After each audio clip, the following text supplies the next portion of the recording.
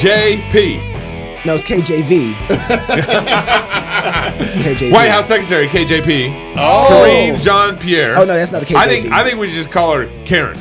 Uh-oh. Karen. Uh-oh. What? No. Never mind. Welcome to Cross Politics. Pastor Toby Chuck Knox. Her name is Karine. The Water Boy. Jean-Pierre. Good to be with you guys this evening.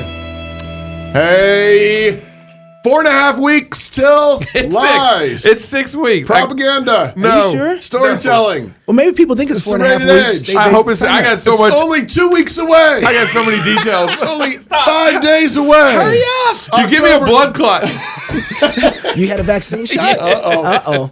Whenever October 6th or the 8th is, however far away that is, that's when we're going to be in Knoxville, Tennessee, talking about lies, propaganda, storytelling, and the serrated edge. George Gilder's coming, Jared Longshore, Pastor Doug Wilson, Dr. Ben Merkel. I'm going to be speaking. Knox is going to be doing a roundtable with Mr. and Mrs. Merkel, Mr. and Mrs. Wilson, talking about the power of stories in your families. We got a bunch of awesome vendors coming. Yeah, I just talked to the event center today. We got the wine and the beer and the appetizers and the kids' juice boxes. A jumpy castle, a jumpy castle with a paid EMT. Well, unless we have a volunteer EMT there that's literally You want to licensed. come to the conference for free? Yeah, Be that volunteer EMT. We got Also, don't forget, if you want that club membership discount, you just got to sign up for a club membership. Go to fightlaughfeast.com, get that discount, $100 off. We can't wait to fellowship with you, sing psalms, celebrate God's goodness in Knoxville, Tennessee, October 6th through the 8th. and we have scholarships available. So if you can't afford it, we'd love to do the best we can to help people. The Saturday thing yet? Well, I was going to say, didn't you pick up an extra talk yet? Did we go talk about that? Yeah. I wrote a bunch of it today. Did you really? Did you? Tell everybody what the time He was on fire from last night because you listened to Jeff Schaefer and you're like, I got on fire. I was the on Spirit fire. was with you. Oh yeah, I'm gonna do it. Yeah, I'm gonna do another talk. The real world. Yep. Narnia versus Game of Thrones. That is going to be. Show up just for that alone. I love that. I'm really excited. So I love that. Anyways, thank you, Toby. Yeah. Thank you for bringing that. Yeah. So, KJP. Can we just call her KJP? Are we Karine KJP? KJP? Can we call her Karen? You know? No. Well, No, that's not her name. She apparently in 2016, she thought Trump stole the election. Okay. Yeah. She tweeted it out. Stolen 2016. emails, stolen drones. It wasn't stolen misinformation election. then. Welcome No, to the world no, of it wasn't. unprecedented Trump. Yeah, and then she had another tweet that was similar to this in 2016. But this last week, she was also at the White House. This is a threat to democracy, you guys. Yeah. This is a threat to the whole system of Roll the government. clip. Roll the clip. The president thinks that there is an extremist threat to our democracy. The president has been clear as he can be on that particular piece when we talk about a democracy, when we talk about our freedoms. The way that he sees is the MAGA Republicans are the most energized part of the Republican Party. This is an extreme threat to our democracy, to our freedom, to our rights. So Eric Schmidt, he filed along with Missouri and Louisiana. Who's Eric Schmidt? Eric Schmidt. I think he's the former Attorney General or he's running for Senate now. Okay. But he's involved with the Attorney General in Missouri. And he filed a lawsuit against the White House, various agencies, Facebook and Twitter for all this apparent collusion that was going on during the pandemic. Eric Schmidt. And then go ahead and bring up his first tweet. He just tweeted this out. This actually just happened today. This is late breaking news on Cross Politics. They filed this lawsuit for colluding for the White House administration, including with social media. Right. Okay. And this happened. This started back in July 2022. So, a couple months ago's lawsuit. Well, anyways, all the emails are starting to come out that they were able to pull from the White House in discovery. And what is crazy about this, the Department of Justice is refusing to produce a lot of the communication between most of the senior officials in all this. Okay. So, but they still produce some. There's some of the emails are floating out. There are some of them redacted. You read through some of them, Knox, and everything. Kind of like all that top secret information that. They're redacted. Yeah, I mean, redacted. I don't know what all Gabe has there, but go ahead. But here's so the White House isn't fully cooperating. The DOJ is not fully cooperating. Surprise, surprise. Right. But the private companies have to cooperate a little more than DOJ and some of these things. They found out So far, the DOJ identified 45 federal officials who have interacted with social media companies. So we're talking particularly regarding the topic of misinformation. Right. So Twitter, Instagram, Facebook, all that stuff. Okay. Now beyond that, so the DOJ 45, okay, that specifically communicated around misinformation. Don't you have that slide or something? It should be up there. I'm talking about it. Haley needs to be with it. Let's go, Okay, girl. there we Let's go. girl. And Department then, of Justice refusing to produce communications. Okay, yeah. Yeah, 45. And then the DOJ, excuse me, not the DOJ, Meta, that's Facebook, they identified additional 32 federal officials. Plus the 45? Plus the 45. That's 77. YouTube identified additional 11 on top of this, and that's on top of what the DOJ... 88. So the DOJ did not disclose half of what they've been able to get in discovery. Now, these are officials that are in communication with social media platforms to make sure they are allowing or not allowing certain flow of information to take place, right? That's right. Making sure that KJP, her tweets can stay up. Right. Yeah. But if you question maybe the legitimacy of Biden's election... And we all went dangerous. You remember during the pandemic, we started doing a daily show during the pandemic, a week after the pandemic started, basically in April, right? A week or two, and we started doing a show every day. But pretty quickly, guys like Danae Rancourt. I'm sorry, I got it backwards. Danae Rancourt. Wow, Dennis incredible. Rancourt. We are sorry about that. There's a number of people, especially doctors, were getting nipped in the bud quick, shut down quick. I don't think people remember, because we're living in a new world, we forget really quickly. When the pandemic first happened, there were all sorts of different doctors on there. I remember a Dutch doctor I was listening to who was like, listen, this is like a cold. There's some people who will need help who are older. You're going to have to get them in certain environments to protect them. But for the most part, it's going to have to run its course, and we'll be at, what do they call that? Where everybody's had it. So herd immunity. Yeah. And so there was, and so all this information was gathered, and you could find it. I remember finding Danae Rancourt on a show and a few other shows. Right. And then after that time period, like 6 weeks, everything began to get shut down. Right. Yep. And you couldn't find information. Flow of information was wide and broad. And we had to contact Danae directly. That's how we got his memory. He sent us his graphs and everything. Yeah, but I couldn't remember post them online. And there wasn't, and I'm not going to act like that everything was perfect information. There were things that you had to sort through, but the truth is that that's no different than any form of information that's out there right now on any subject. Yep. Weight loss. Yep. There's stuff out there that's just not true. No. What? You're kidding me. This powder? It's like you snort this powder and you don't lose weight. I'll tell you, that one didn't work for me. But all of a sudden on COVID, there was this lockdown of information that we had never seen on any other topic before. Right. And come to find out, the White House was driving it. Okay. Right. The White House is driving this lockdown. But do we have receipts of that? Yes. Let me bring up. I'm not 88 people talking to them. Yes. Are they just saying hi? How's your day going? Bring up the Instagram one. There's a number of them. You can go look through a lot of the receipts. But there's this White House official emails Instagram and says one more. I think emails Instagram and says, "Hey, there's this fake this Fauci parody account." Is that the right one? Nope. These other ones are interesting. They're interesting too. They're all White House officials. Here it is. There's this. Is there any way we can get this pulled down? It's not actually one of ours. And the Instagram and Instagram responded and said, "Yeah, you got it. On it." So White House emails Instagram, says, "Hey, pull down this account." This is literally. I don't think we need to understand how serious this is. This is the White House telling Instagram to taking away free speech from Instagram accounts. So then what's wrong? This is collusion. But what's wrong with the White House saying, hey, people are thinking that this is a real account, it's a false account, and people are believing this account like it's really Dr. Fauci. It's not the White House's job. So even if it was a bad account that had... Even if it's false information, it's not the White House's job. Saying, you snort Clorox and you can't get COVID. Yeah, and they're like, this is killing people. You guys need to take this person down. You can't do it. And so the federal government has no right to say, hey, this is a social media account that we find to be false and spreading misinformation. You guys can't. I mean, I think what you would have to do is you would have to walk through a process to prove that this is like doing direct harm to people. Yeah. Which is different than just misinformation.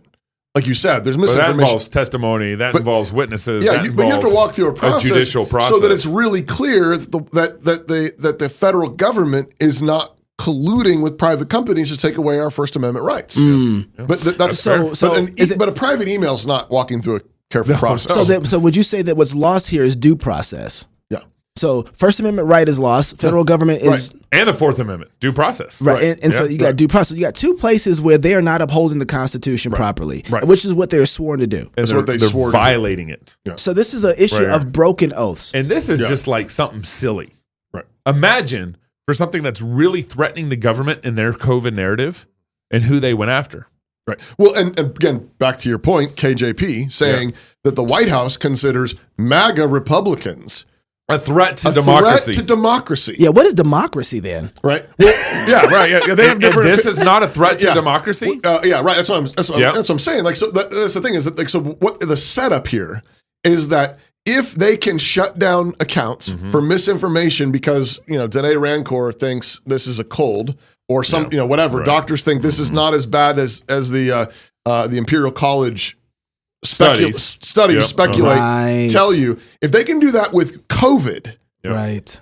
Which is actually, if you think about it, like something that comes and then goes, the threat to democracy, is something that they can call that anytime. That's right. And they can say, who gets to define what a threat to democracy is? Exactly. And you remember that we had a private video deleted off our Vimeo account with Naomi Wolf. Right.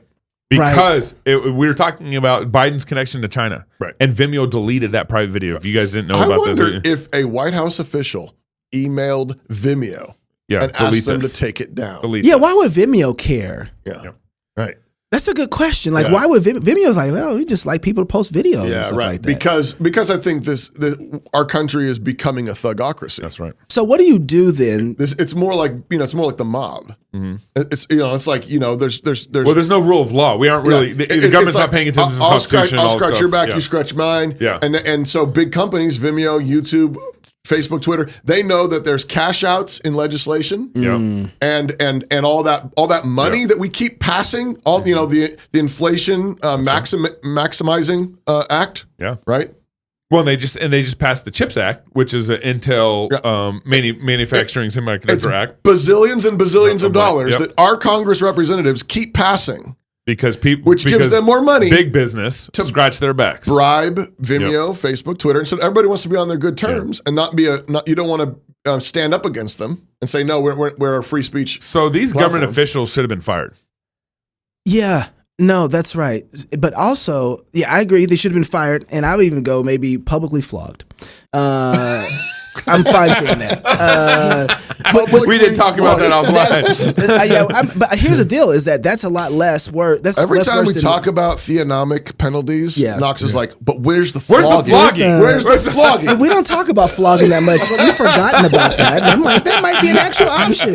You don't beat your wife if you get flogged. Yeah, right. Well, I mean, it really might cut down on some of this. Public flogging. Is it Corey Rosen? Corey Rosen is coming on next. We're talking to him about ownership, reinventing companies, capitalism, and who owns what. Next on Cross Politic. Maybe we can. I'm not done with this conversation. Cut down on the thuggery. That would be nice. I want to know, what do you do when you don't have when a government's not upholding their First Amendment? Right. And well, first you got to vote them out. You sue them like we did, like we're doing. And then you vote them out is what you do. That's the next thing. All right. You can't vote. You can't vote out bureaucracy. More Cross Politic coming up next. We're going to talk about this. Remove them, huh? How you going to remove them? You want to tell me about that part? Home. It's where you build your legacy, where traditions are started, seeds are planted, meals are shared, and stories are told. We are Chris and Natalie Carpenter, owners of Story Real Estate, and our team of top agents helps people find homes in Moscow, Idaho, and around the country. Have you thought about a move? Contact us to get connected with a top agent who shares your values and puts your family first. Or reach out to us about our Moscow relocation guide. Wherever you're looking to go, we can help you find home. Call us at Story Real Estate or visit us at storyrealestate.com and start building your legacy. I wonder if social media what would it be an employee-owned business if it would actually... Hey, just wait be different. It would be handled different. You know, would they be inclusion with the White House? Hold your questions. We have a specialist with us. Yes. Welcome back to Cross Politic. Today's culture shifts like sand, but New St. Andrews College is established on Christ, the immovable rock. That's right. It's a premier institution that forges evangelical leaders who don't fear or hate the world. Guided by God's word, they take the world back because they're equipped with the genius of classical liberal arts and God-honoring wisdom, thanks to a faculty dedicated to academic rigor and to God's kingdom. Find out more today at nsa.edu. We're very grateful to have with us this evening Mr. Corey Rosen. He's the senior staff member and founder of the National Center for Employee Ownership, a private nonprofit membership, information, and research organization out of Oakland, California. Corey, thanks for joining us on Cross Politic. Oh, thank you. I'm really honored to be here. So, Corey, what does employee-owned companies, what does that even look like? And why should more companies be structured this way? And, I mean, what's wrong with what we've got right now? Right. So, capitalism is a great system in a lot of ways. Capitalism has produced a tremendous amount of wealth. But capitalism, at least in its modern incarnation, has tended to really concentrate that wealth in fewer and fewer hands. Just 1% of the population in the U.S. owns 32% of the privately held productive capital. So why is that a problem? Well, it's not the inequality per se that's the problem. It's the wealth insecurity that's a problem. 50% of the population says it can't put its hands on $1,000 in an emergency. 50% of the workforce who works for a private sector employer has $0 in their retirement account.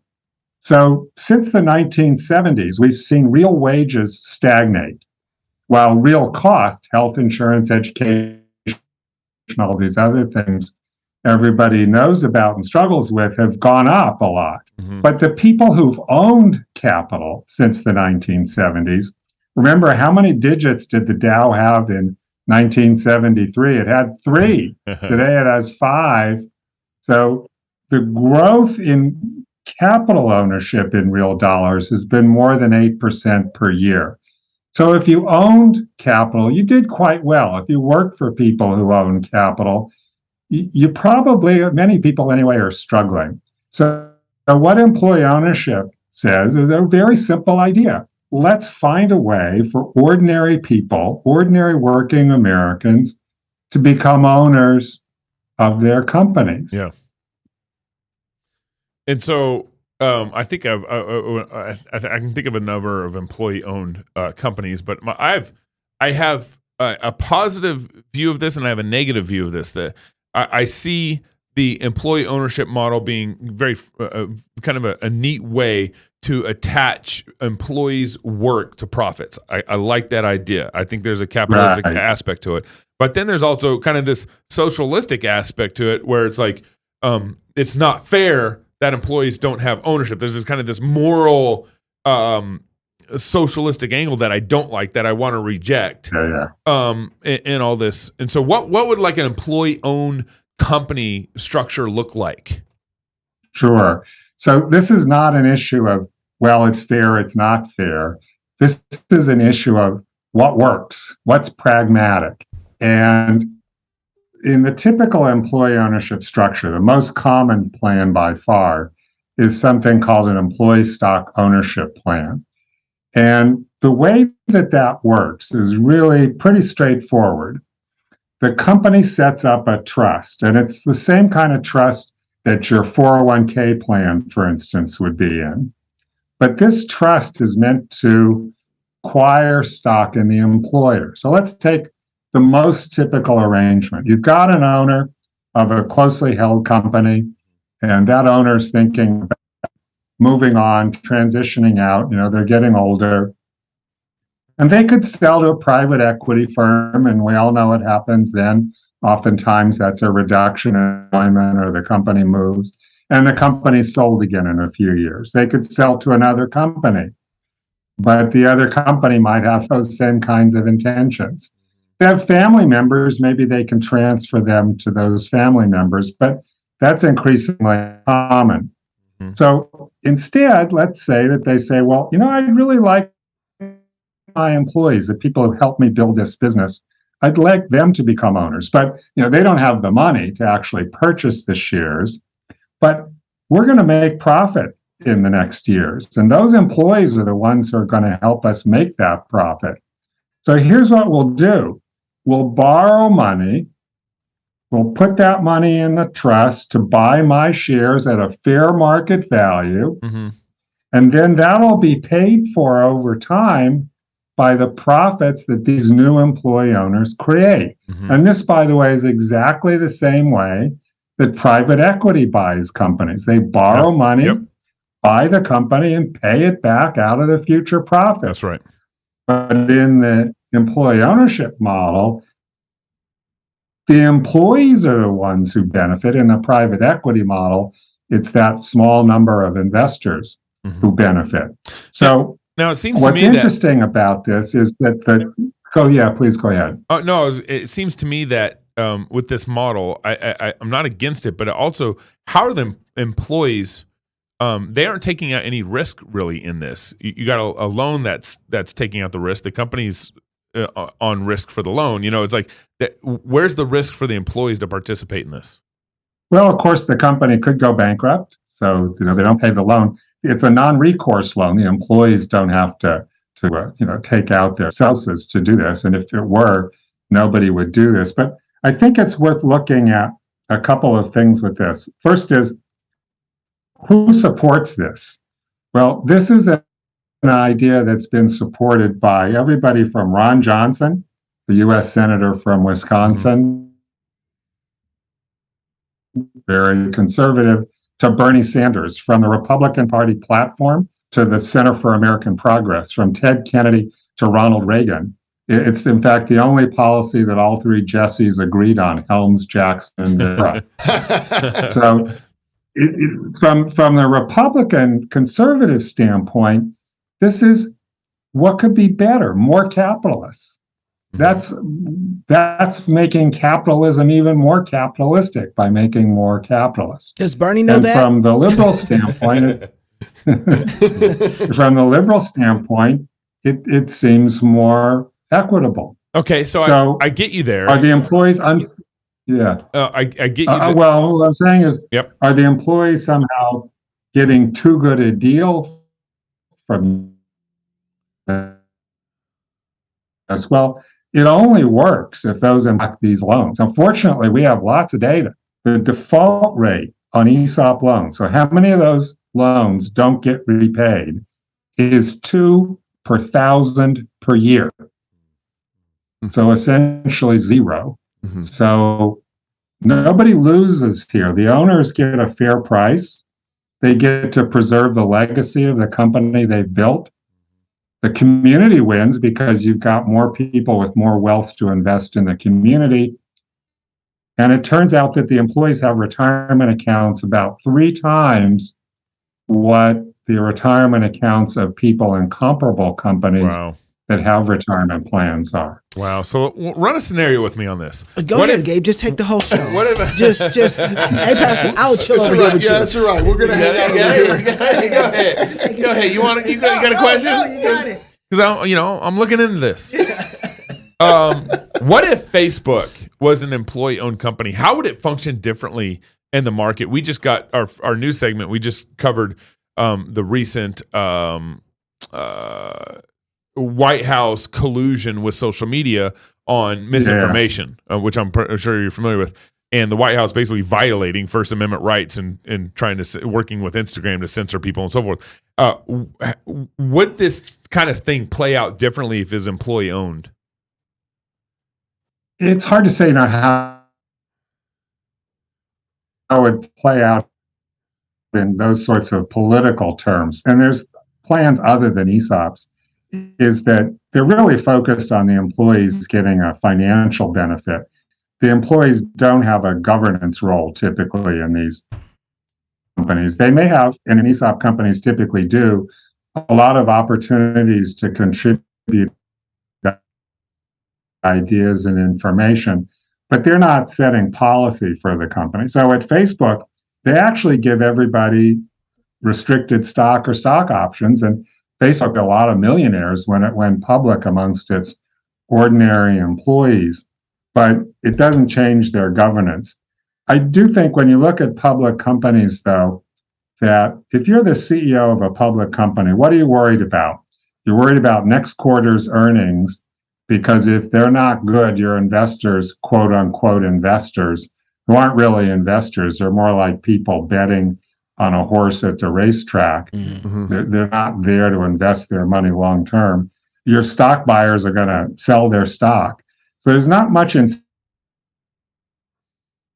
incentive for CEOs of public companies to focus on whatever their values are for the long term, because they're not going to be around for the long term. But in employee-owned companies, they think of themselves as companies here for the long term and can think about what does that mean in terms of the kinds of policies that we should be instituting to make this a sustainable company. You know, companies like Publix, one of the largest employee-owned company in the country, Publix has been employee-owned since the 1930s. And year after year after year, it's rated as not just as the best supermarket, but one of the best companies, period. You know, has an avid follower base. Yeah. And it's because these companies can think about the long term. Why aren't more companies organized this way, Corey? There's a lot of big barriers. The most important is, and I hope this show helps on this, the most important is that particularly the most likely target audience, which is owners of closely held businesses thinking about what do I want to do with my business, they don't know about ESOPs mostly. They don't know how they work, or they've heard something and what they've heard is misleading or wrong. Or worse, they go to an advisor. And frankly, most advisors would rather they sell to someone else because they can make more money if they sell them to another company, because they get a percentage of the transaction fee that way. Right. And they don't get that if the company uses an ESOP. So that's a big barrier. It would also help if there were more financial support for this, the way there is, for instance, states spend over $100 billion a year in incentives for a company to move from one state to another, which creates no new jobs and just costs taxpayer money. If some of that money could instead be used to keep these companies in their community as employee-owned for vastly less, millions, not billions, we could create a lot more employee-owned companies. Ownership, reinventing companies, capitalism, and who owns what. Corey Rosen, you gonna hang around for the backstage? Because I actually have a couple more questions for you, since I didn't get a chance to ask many at all. Thanks. And by the way, the book actually, it's reinventing capitalism and who owns what. And I may have misstated the title when we communicated. Oh yeah, that's all right. That's my problem. And it's about to be available on Amazon and every place else. Reinventing. You stay right companies, there. Capitalism, and who owns what. We'll talk in a second. We'll do. Very good. If you're single, get married. If you're married, have you some kids. If you have kids, go baptize them. Until tomorrow, love God with all your heart, soul, mind, and strength. Love your neighbor as yourself. Go fight, laugh, and feast. This is Cross Politic. Hi, I'm Robert Borton, CEO of Classical Conversations, the world's largest classical Christian homeschooling community. I'm launching a new podcast, Refining Rhetoric. If you like cross politics or just listen to hear what crazy stuff they're saying today, you will enjoy Refining Rhetoric. You can find us on your favorite podcast platform. I practice the 15 tools of learning by interviewing great guests, looking at current events, and talking about cryptocurrency. The season of Augustine and the season of Cassiodorus were very different moments in a crucial transformation that occurred in the history of the Western liberal arts. All right, so just stay like this. How am I doing here? So, yeah, you don't like this, huh?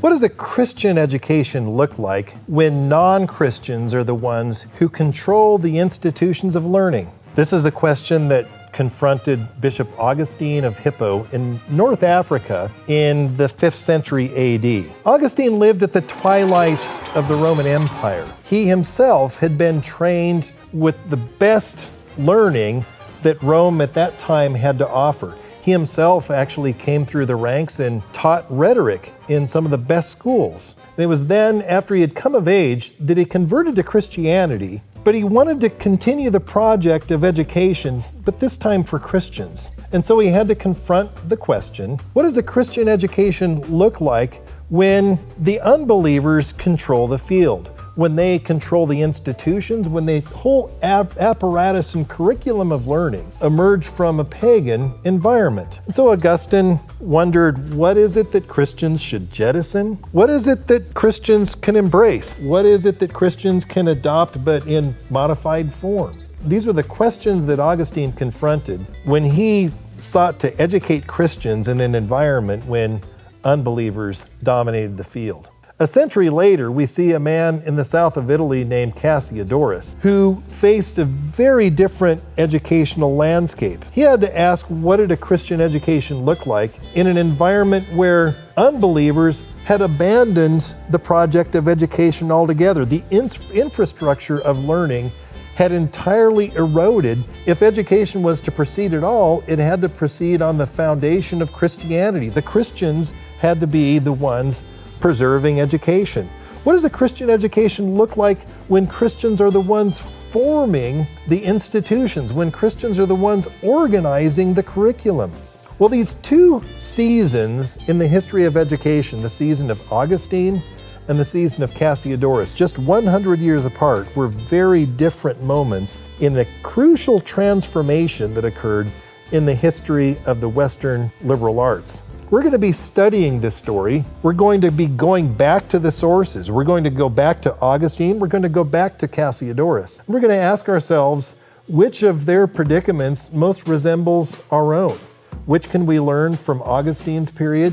What can we learn from Cassiodorus's period? As we confront these questions, we're going to engage these sources, and we invite you to join us here at New St. Andrews College.